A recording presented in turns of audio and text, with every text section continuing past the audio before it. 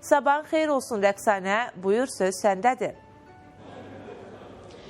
Salam Şinarə, sabahınız xeyir olsun. Bəli, sizin də vurguladığınız kimi Azərbaycan Respublikası Prezidenti yanında Vətəndaşlara Xidmət və Sosial İnnovasiyalar Agentliyinin təşəbbüsü ilə Asan Süni İntellekt platforması artıq yaradılıb və bu platformada məhz bu sahədə çalışan dövlət xadimləri, eyni zamanda özəl sektorda çalışan mütəxəssislər üçündür və ümumiyyətlə bu platforma nəyi təşviq etməyə çalışır və bilir ki, günümüzdə süni intellekt sahəsi günü-gündən daha da inkişaf edir və artıq müxtəlif istiqamətlərdə, sektorlarda tətbiq olunmağa başlayır. Yəni fəaliyyətin bir parçası olaraq tətbiq olunur və bununla bağlı daha detallı informasiyanı, ümumiyyətlə platformanın əhəmiyyəti ilə bağlı informasiyanı elə Asan AI Hub-ın rəhbəri Ləman İbrahimovadan alacaq. İnformasiyaları xoş gördük, hər vaxtınız xeyir olsun. Detallı informasiyaları sizdən alaq.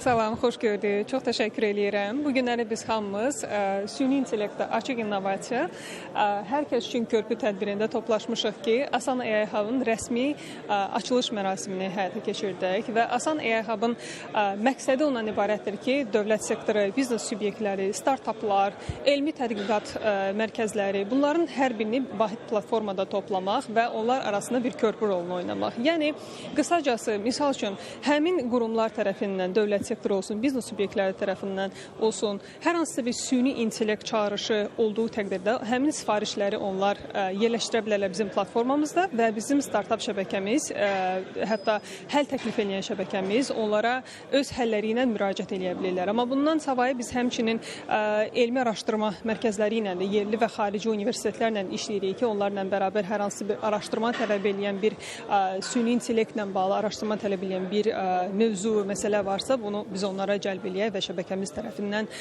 bu araşdırma məqalələri günün sonunda hazırlansın və yalnız Azərbaycanda deyil, həmçinin də beynəlxalq platformalarda bunların çapı təmin olunsun.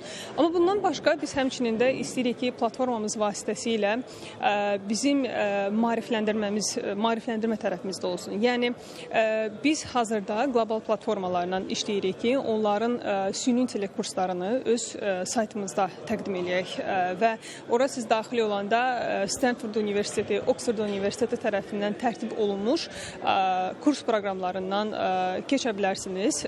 Bir çoxları tamamilə ödənişsizdir və onun vasitəsilə siz günün sonunda süni intellektlə bağlı hər hansısa bir promptların yazılması olsun və yaxud da idarəçilikdə onun tətbiqi olsun, hər biri ilə bağlı bizim deməli Azərbaycanlı istifadəçilərimiz və həmçinin xarici istifadəçilər bundan istifadə edə bilərlər.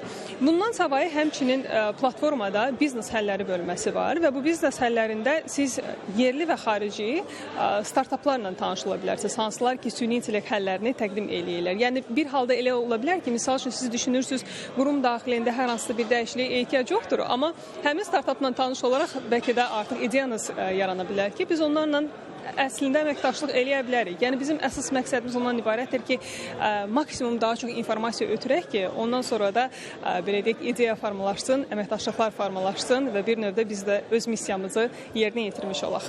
Təşəkkür edirəm Ləman xanım. Ətraflı məlumatı bizlə paylaşdığınız üçün bir daha xatırladım ki, elə Azərbaycanda Asan Xidmətin təşəbbüsü ilə süni intellekt platforması yaradılır və burada da dövlət və özəl sektor nümayəndələri, eyni zamanda digər bu sahənin mütəxəssisləri bir araya gələcək və elə təbii ki, indiki məqamda Azərbaycanda da həm dövlət qurumlarının fəaliyyətində, eyni zamanda digər istiqamətlərdə biz süni intellektin tətbiqini müşahidə edə bilirik. Bir növ istifadəçilərə də bu rahatlıq vəd eləyir. Çatdıra biləcəyimiz informasiyalar bu qədərdir. Sözü yenə sizə ötürürəm. Təşəkkürümü bildirirəm Rəqsanə, ətraflı məlumatı bizimlə bölüşdüyünə görə. İndi